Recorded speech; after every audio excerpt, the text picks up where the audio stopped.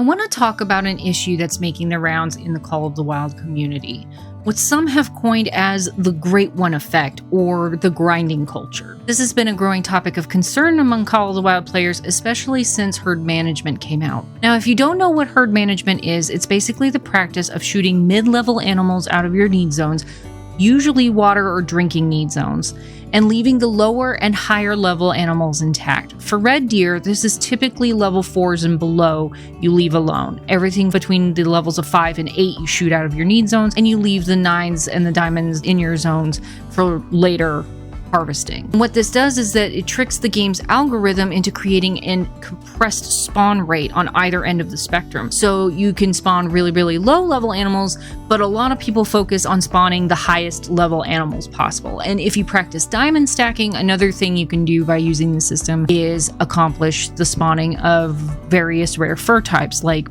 melanistic, albino, piebald, that sort of thing. This by itself, herd management, has been a hot button issue since its inception, with a lot of gamers calling this an exploit and several others defending the practice, saying it's something that's done in real life. Now, I do want to caveat that by saying that the herd management that is practiced in real life looks nothing like what you're doing if you're practicing herd management in the Hunter Call of the Wild. Herd management in real life is more akin to the practices you'll see on games like Way of the Hunter, in that you're managing the genetic quality of particular herds, or if there are herds that are overburdening a natural area, let's say the population is out of balance and there's too many of them, culling herds and bringing their numbers back to a reasonable, manageable level will spare the environment and give them more resources to live off of. But that goes without saying. That's me going and digressing on that issue.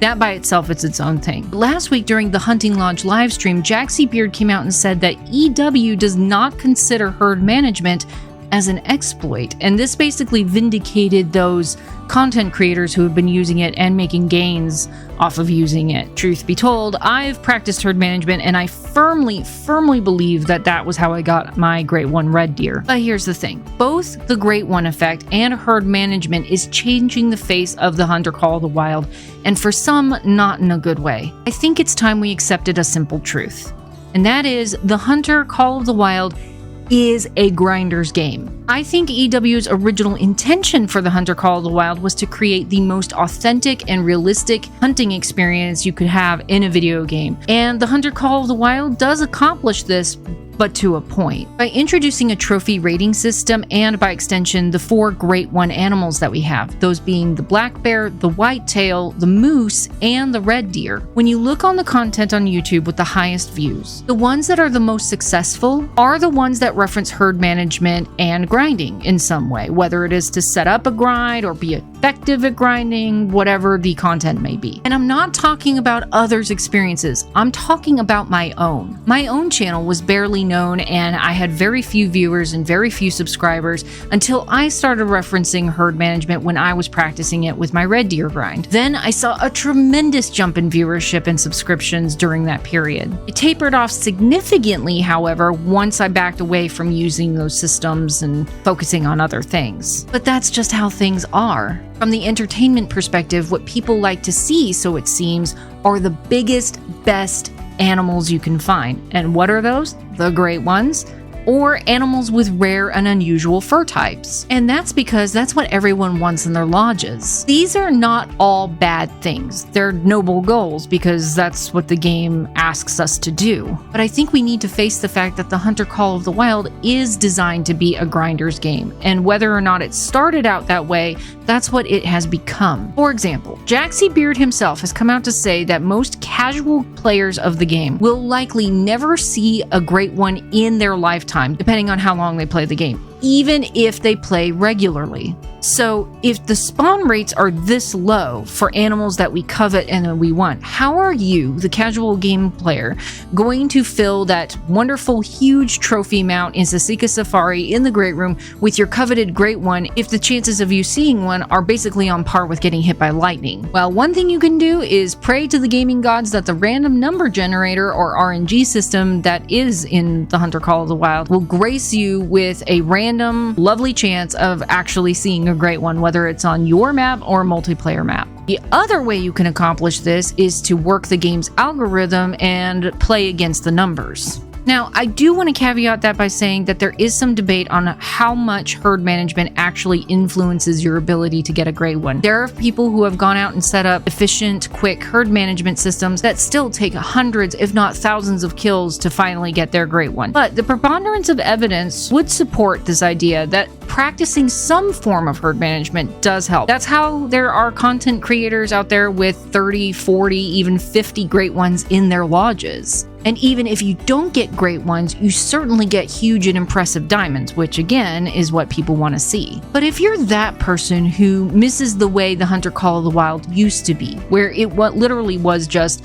hey, let's go out and see what we can find, and maybe you'll have that stroke of luck and you'll see something huge, impressive, or mysteriously beautiful because it's a rare fur type.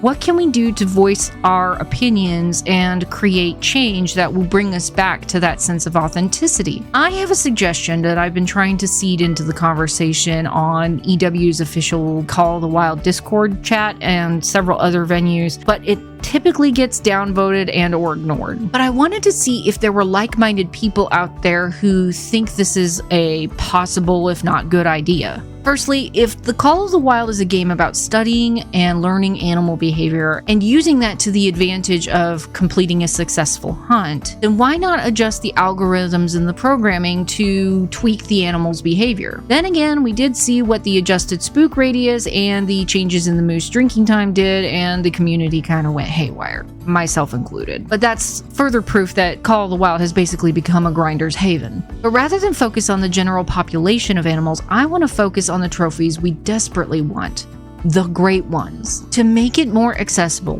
my thought is to increase the spawn rate of the great one to put it on par with, say, some of your max weight or heavier set diamonds. However, the caveat is this becomes the hardest animal to hunt in the game. There's a reason we level up as hunters, and that is to improve our chances of having a successful hunt with the different perks and skills that we earn. But let me tell you, when I started a brand new hunter recently and was playing as a level 1, the experience I carried over from my previous level 60 hunter profile really helped, and I was shooting animals with the same level of efficiency that I was at a level 60 with a level 1 player. So not much changed and became challenging there. With that said, if you wanted to make a great one hunt that came with an overwhelming sense of achievement, at least in my opinion, would you rather it came from spending days, if not weeks, grinding over and over and over again the same animals that are essentially stationary at their drink zones and easy to drop if you know how to shoot them, but just overwhelm yourself with the sheer amount you have to get through in order to get it to at least spawn? Or would you rather use the skills you develop as a hunter as you level up in the game and pit your wits against an incredibly smart and incredibly challenging animal? Isn't that what the Hunter Call of the Wild was originally intended to do? But that's the thing. The behavior has to be unlike anything you experience in the game. So let me explain. Once again, make the Great One the hardest thing to hunt ever. It has no consistent need zones. In fact, it spends the majority of its time roaming the entire map. It's not just limited to specific areas along one particular river or specific set of lakes. It literally roams everywhere. And when need times do arise, it just goes to the closest one. That way you can't set up a tripod on the same need zone and stalk it day after day, because the likelihood of it being there the next day or even a week later is very unlikely. You really, really have to use your skills to find this boy. You must use cover scent, otherwise it will wind you no matter what direction the wind's blowing. That's because they've been around for a long time and they know your games. Its spook radius would be huge, so you would have to move in with quiet and patience. You know, the skills you learn while hunting. Make it more likely to go aggressive, but if it hits you, it's a one-hit KO. Because again, it's huge, it's been around a while, and it knows your... I strongly feel that people like me would feel infinitely more accomplished by successfully pitting their wits against an animal that had this level of sensitivity and this level of situational awareness, rather than spending your time setting up an efficient grind and just plugging away over and over and over again at the same animals every day. Well, at least for me, that's how I feel. Because again, if this game is about learning the nature of animals, observing their behavior, and using that knowledge to the advantage of having a successful hunt, wouldn't this method make more sense? But if we are really unwilling to look at fundamental changes to the gameplay and balance it so that great ones become more accessible but more challenging in their own way, and bring the game back to its original intention to provide the most authentic, most realistic hunting experience in the gaming world, if we're unwilling to do these things, we just have to accept the game for its new identity, which is the Grinders game. I'm getting off my soapbox now. Let me know in the comments below what you think about this situation that's growing in our community, or what you think about the solutions I've presented. But here's a friendly reminder: be respectful.